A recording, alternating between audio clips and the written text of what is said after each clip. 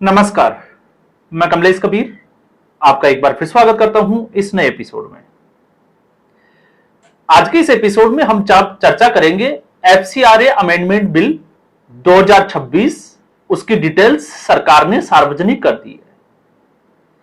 लेकिन इस वीडियो की हम डिटेल्स में जाएं उससे पहले आप लोगों से एक अनुरोध जरूर रहेगा, क्योंकि सोशल मीडिया में मेरा हाथ जो है वो थोड़ा सा तंग है। बहुत मेहनत के बाद जब हम कोई वीडियो बनाते हैं फैक्ट्स के साथ रिसर्च करके, और आपने मेरा पैटर्न देखा होगा, कुछ लोगों को शिकायत भी रहती है कि मैं वीडियो थोड़ा सा लेट बनाता हूं। मैं आनंद फानंद में कोई वीडियो नहीं बनाता, क्योंकि पहले मैं उससे जुड़े हुए फैक्ट्स को सर्च करता हूं, उनकी स्टडी करता हूं, और फिर उसके बाद में कई बार तो जो है वो मुझे 1 से 2 दिन भी लग जाते हैं। तो इसलिए थोड़ा सा जो है वो धैर्य रखना चाहिए। और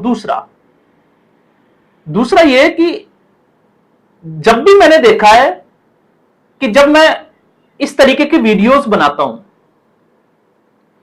इस देश में जब कुछ इस तरीके का चलता है, चाहे वो पॉलिटिकली चले, चाहे आंदोलन का रूप हो, या कोई जो है वो इस तरीके की आतंकवादी घटना हो, तो मैंने देखा है। और दूसरा एक और कि मेरे चैनल में जो है वो 7 से 8 वीडियो, उसके बाद में 1-2 वीडियो जो है वो 7 से 8 वीडियो के बाद में 1-2 वीडियो जो है वो अच्छे से चलता है, और फिर उसके बाद में अचानक से जो है वो ब्रेक लगा दिए जाते हैं। और कभी कभी तो ऐसा होता है कि 1 घंटे के जब 500 से 700 व्यूज या 1000 व्यूज आते हैं, तो अगले 5 ही मिनट के अंदर जो है वो अचानक से 100 व्यूज ही आना जो है वो एक तरीके से हम कह सकते हैं कि बिल्कुल ब्रेक लगा दिए जाते हैं। तो इसका कारण क्या है और इसका समाधान क्या है? अगर आप में से कोई इसका जानकार है तो प्लीज मुझे जो है वो इसके बारे में सजेस्ट जरूर करें। अब हम आते हैं सीधे आज के इस वीडियो में। पूरे दिल्ली में हालात जो है वो बद से बदतर होते जा रहे हैं, और सबको इंतजार है कि अब सरकार क्या एक्शन लेगी। अब आपने देखा कि अब तक जो बीजेपी के समर्थक या नरेंद्र मोदी के जो समर्थक जो वीडियो बनाते थे, अब वो भी जो है वो सरकार के ऊपर डाउट क्रिएट करने लग गए। उनको भी अब शंका हो रही है कि सरकार जो है वो इस तरीके से क्यों कर रही है, आखिर इनको जो है वो उठाकर फेंकती क्यों नहीं है। और ये एक तरीके से सच्चाई है। अब हम इसके दूसरे पहलू पर थोड़ा सा नजर डालते हैं। सरकार इस वक्त क्या कर रही है? सरकार, आप मानकर चलिए, सरकार को यह तो पता है कि यह पूरा जो है वो पॉलिटिकली मोटिवेटेड है। इसलिए अभिजीत दीपके जब अमेरिका से आया तो सरकार ने उसको गिरफ्तार नहीं किया। दूसरा, जब नीट की परीक्षा इस सरकार ने दोबारा करवाई और उसमें वायुसेना की हेल्प ली गई और उसका परिणाम भी जारी कर दिया गया, तो अब यह मुद्दा जो है वो मुद्दा नहीं रह गया था, बावजूद इसको मुद्दा बनाया गया। जबकि छात्र जो है नीट का रिजल्ट आने के बाद में अलग अलग शहरों में जश्न मनाते हुए दिखाई दे रहे, उनका इस आंदोलन से कोई लेना देना नहीं है। तो सरकार बातचीत के लिए क्यों तैयार है? सरकार लगातार जो है वो ऑफर दे रही है कि आप आइए और बातचीत करिए। आप विस्तार से बात करनी है, आप विस्तार से बात कर सकते हैं। आपको पॉलिटिकल पार्टियों को संदेश दिया जा रहा है कि आपको संसद में चर्चा करनी है, आप संसद में चर्चा कर सकते हैं। लेकिन ना तो सरकार के इस फैसले के बाद और इस प्रस्ताव के बाद अभिजीत दीपके जैसे कॉकरोच जो है वो आंदोलन खत्म करने की बात नहीं कर रहे हैं। सोनम वांगचुक वो अपनी डिमांड रखे हुए हैं और अपने अनशन को खत्म करने के लिए पूरे तरीके से प्रयासरत है। तो अभिजीत दीपके ने उसको भी नकार दिया कि अगर वो अनशन को तोड़ देते हैं तो भी उनके अनशन को जाया नहीं होने देंगे। मतलब उनका कोई इरादा नहीं है अभी जंतर मंतर से हटने का। तो सरकार फिर ये क्यों कर रही है? जब सरकार को ये पता है, तो सरकार इसलिए कर रही है ताकि दूसरे स्टूडेंट्स के जो सेंटिमेंट्स इसके साथ जुड़े हुए हैं, कहीं वो इस आंदोलन से नहीं जुड़े। उनको लगातार मैसेज देने का प्रयास किया जा रहा है कि सरकार जो है वो आपके लिए प्रयासरत है। और यही एक कारण है कि आज नरेंद्र मोदी ने फास्ट ट्रैक अदालत की बात भी की। इससे पहले वीडियो में मैंने भी बात की थी कि इसका समाधान ये नहीं है, क्योंकि अब तक 2002 से लेकर 45 बड़े जो पेपर लीक हुए उसमें से सजा कितने लोगों को मिली, और जिन 10 लोगों को सजा दी गई 5 साल की, 29 फरवरी 2024 29 जनवरी 2024 को और 2 फरवरी 2024 को तेलंगाना हाईकोर्ट ने उनको जमानत दे दी। तो जब तक इस न्यायपालिका में भ्रष्टाचार रहेगा और जब तक इसके ऊपर सख्त कानून नहीं आएगा, तब तक पेपर लीक नहीं, भ्रष्टाचार किसी भी तरह का हो, किसी भी हद का हो, किसी भी लेवल का हो, आप उसको खत्म नहीं कर सकते। तो आंदोलन में स्थिति जस की तस बनी हुई है, भीड़ आती है, पत्थर फेंके जाते हैं। कल रात की भी जो है वो घटना है वो इसी तरीके की। अब आप देखिए, जेपी नड्डा ने जो प्रस्ताव दिया और कॉकरोच ये कह रहे हैं कि आपको जंतर मंतर आना पड़ेगा। आपने इस देश के लिए किया क्या है?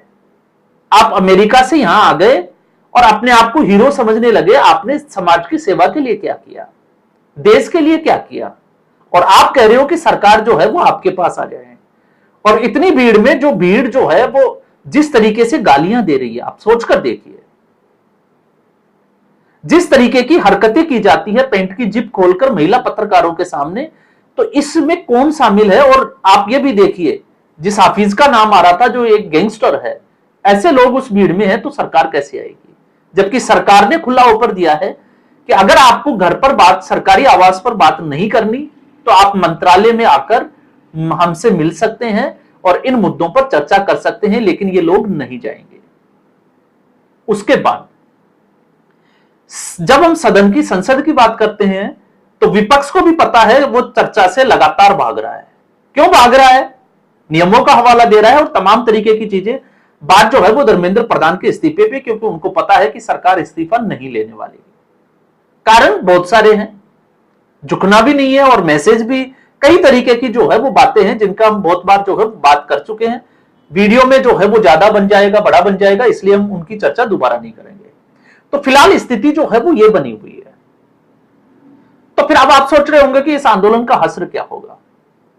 इस आंदोलन का बद से बदतर आप देख लीजिएगा, बहुत बुरा असर होगा ऐसे लोगों का जो इस आंदोलन में अराजकता फैला रहे हैं। स्थिति, थोड़ा सा आप धैर्य रखिए, स्थिति जो है वो कंट्रोल में आएगी। किस तरीके से आती है? क्योंकि आज भी आपने देखा कि कनॉट प्लेस में दुकानों को शाम को 6:30 बजे बाद बंद करने का ऑर्डर जारी हो गया था। और ये सरकार नहीं, कॉकरोच शब्द जो है वो सीजीआई ने बोला था। ये भी जो है वो आपको समझना पड़ेगा। अब आते हैं, इस आंदोलन में कौन लोग शामिल है? इस आंदोलन में आप देखिए, किसान आंदोलन में जो लोग थे वही थे, वक्फ बोर्ड के खिलाफ वही लोग हैं, एसआईआर के खिलाफ वही लोग हैं। तो चेहरे वही है, आंदोलन का नाम बदल दिया जाता है। और इस मंच पर कौन आया? इस मंच पर अरुंधति राय आई, प्रकाश राज आया, इस पे योगेंद्र यादव, इस पे अरविंद केजरीवाल, इसमें किसान मोर्चा वाले राकेश डकैत जैसे लोग। तो वो चेहरे वही लगातार क्यों है?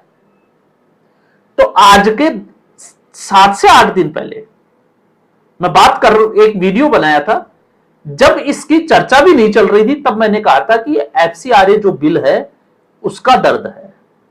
और अब सरकार ने एफसीआरए की डिटेल्स भी जारी कर दी है। अब ये दर्द क्यों है?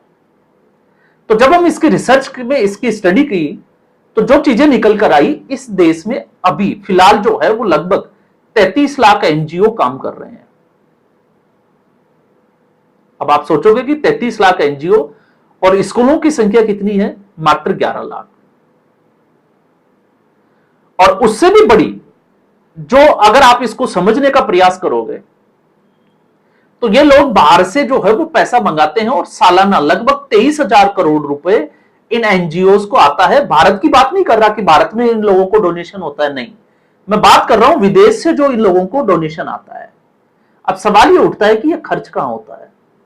क्योंकि सरकारी स्कूलों की हालत वैसी है जैसे आज से 10 साल पहले थी या 20 साल पहले थी या 30 साल पहले थी। तो फिर ये 23,000 करोड़ रुपए जाता कहां है? आप खुद एक बार जो है वो सोचकर देखिए। और अगर आप 2025 की इंटेलिजेंसी रिपोर्ट अगर आप देखोगे, आप सर्च करके देखोगे, तो आपको उसमें एक और जो है वो बात सामने आएगी कि जितने भी इस देश के डेवलपमेंट प्रोजेक्ट है, जिसमें यही एनजीओ जो है वो बाधा के रूप में खड़े हो जाते हैं, मानवाधिकार का सहारा लेकर सुप्रीम कोर्ट चले जाते हैं। और सुप्रीम कोर्ट ने भी इनके खिलाफ जो है वो टिप्पणी की थी कि आप हर सरकारी जो विकास कार्यों के प्रोजेक्ट है उसमें आप बाधा नहीं डाल सकते। तो एनजीओ को जो पैसा आता है सरकारी कामों में, या आप कहे कि डेवलपमेंट के जो प्रोजेक्ट है उसमें बाधा पहुंचाने के लिए, तो एक आपको समझ में आ रहा होगा कि इसका मकसद क्या है। और दूसरा, याद करिए 15 अगस्त को जब लाल किले से पहली बार नरेंद्र मोदी ने घुसपैठिया शब्द इस्तेमाल किया था और घुसपैठियों की बात की थी, डेमोग्राफी की बात की थी, और 15 अगस्त आने को हो गया 1 साल, और पश्चिम बंगाल का चुनाव तो लड़ा ही डेमोग्राफी और घुसपैठियों पे था। और अगर आपको यह बात अभी भी नहीं समझ में आई तो आप देखिए, ये जितने भी जो लोग हैं, योगेंद्र यादव एनजीओ चलाता है, बाहर से पैसा आता है, अरुंधति राय वो तो एक तरीके से भारत के खिलाफ एक एजेंडा चलाती है चीन का, न्यूज क्लिक वाला आपने देखा ही था, और बच इसलिए जाते हैं क्योंकि रातों रात ये अपना जो है वो काम समेटकर भाग जाते हैं, क्योंकि इनके मालिक बाहर बैठे होते हैं। एमनेस्टी इंटरनेशनल इसका बहुत बड़ा उदाहरण है, जिसको 2020 में बैन कर दिया गया था और भारत से वो अपना काम जो है वो समेटकर चली गई थी। ये कुछ रिसर्च की जो चीजें हैं जो सामने आई है, आप खुद जो है वो इनको चेक कर सकते हैं अगर आपको ये लगता है कि इसमें कोई झूठ है या कोई उसमें तर्क की कमी है। अब आप देखिए अरविंद केजरीवाल, तो अरविंद केजरीवाल और मनीष सिसोदिया खुद एक एनजीओ की जो है वो पैदाइश है। राजनीति और इंडिया अगेंस्ट करप्शन से पहले मनीष सिसोदिया और अरविंद केजरीवाल खुद जो है वो कबीर फाउंडेशन, क्योंकि अब मेरा नाम भी है तो इस नाम से जो है वो एक एनजीओ चलाते हैं और बाकायदा ये पैसे लेते हैं। और आपने देखा होगा जब ये सत्ता में रहे, चाहे दिल्ली हो या पंजाब हो, दूसरे देशों में ये टीचर्स को ट्रेनिंग के लिए भी भेजते हैं। तो आप सोचकर देखिए कि एजुकेशन वेलफेयर के लिए बाहर से कितना पैसा आता होगा। अब सवाल तो फिर वही रह जाता है कि ये जाता कहां है। तो इसका आज का ताजा उदाहरण यह है कि इस आंदोलन में आपने देखा नियंग भी शामिल हो गए, इस आंदोलन में किसान मोर्चा वाले भी शामिल है, क्योंकि वो भी पूरा जो है वो कोशिश करके देखी। हरियाणा सरकार ने उनको शंभू बॉर्डर पे रोक दिया, वरना आपको पता होगा कि फंडिंग का मामला कहां से है, और इनकी दुकानें बंद हो रही है। और सरकार ने डिटेल्स भी जारी कर दी है, कानून सख्त बनाया जाएगा। और इस कानून में जहां से पैसा आया है वो सरकारी बैंक खाते में मंगवाया है। आप अगर आप इसके ड्राफ्ट को पढ़ोगे तो आपको समझ में आएगा, और कहां खर्च किया है अब आपको इसका ब्यौरा देना पड़ेगा। आप इसका इस्तेमाल धर्मांतरण के लिए नहीं कर सकते, और यही एक वजह है कि आज इस आंदोलन में दिल्ली के चर्च के जो है वो पादरी भी जुड़ गए। अब पादरी और नीट का जो है उसका क्या लिंक है, आप खुद जो है वो सोचकर देखिए। और जिन देशों में आग लगी हुई है इसको मीडिया कवरेज में अलग तरीके से, तो अमेरिका 1938 में ही इस अमेरिका ने कानून बना दिया था FARA, आप सर्च करिए, और जिसमें सजा का क्या प्रावधान है कि अगर कोई विदेशी फंडिंग लेता है और वो इस तरीके की अगर देश विरोधी काम करता हुआ पाया जाता है तो उसके खिलाफ क्या जो है वो सजा का प्रावधान है। ऑस्ट्रेलिया, वहां पर आप देखोगे तो किस तरीके का है। ऑस्ट्रेलिया का जो कानून है वो 2018, आप देखिए 2024 कनाडा, लगभग जितने भी जो देश है जो इसको लेकर भारत के खिलाफ जो है वो इस वक्त रिपोर्टिंग कर रहे हैं, आप उसकी स्थिति देखिए। किसी देश में 5 साल की सजा है तो किसी देश में 10 साल की, और सख्त सजा का प्रावधान है। तो भारत में ऐसा क्यों नहीं होना चाहिए। तो एक तरफ फायदा उठाया जाता है RT एक्ट 2010 का, जिसमें मिशनरीज के स्कूलों को जो है वो पूरे तरीके से छूट दी गई, बाहर से फंडिंग होती है और फिर उसी के सारे जो है वो कन्वर्जन कराया जाता है। और सच्चाई आप देखिए कि जिसने बैप्टिज्म का सर्टिफिकेट ले रहा है और कन्वर्टेड अगर वो क्रिश्चियन है तो मिशनरीज के स्कूल में उनके बच्चों को क्या डिस्काउंट दिया जाता है, उनकी फीस क्या होती है। और एज यूजुअल अगर दूसरे धर्म के बंदे हैं उनके बच्चों की फीस क्या है, आप एक बार पता करके देखिए। और यही है मदरसों की हालत, जो एक तरीके से धर्मांतरण पे पैसा खर्च कर रहे हैं, और पैसा आता है शिक्षा की और गरीबी की जो हालत है उसमें शिक्षा और स्वास्थ्य में सुधार के लिए, लेकिन खर्च कहां होता है अब आप समझ गए होंगे, देश विरोधी कामों के लिए। तो सच्चाई अब जो है वो जनता के सामने आ रही है, समय लगेगा और सरकार इस आंदोलन को खत्म करेगी और डेफिनेटली जो है वो खत्म होगा। कैसे होगा आप देखते जाइए।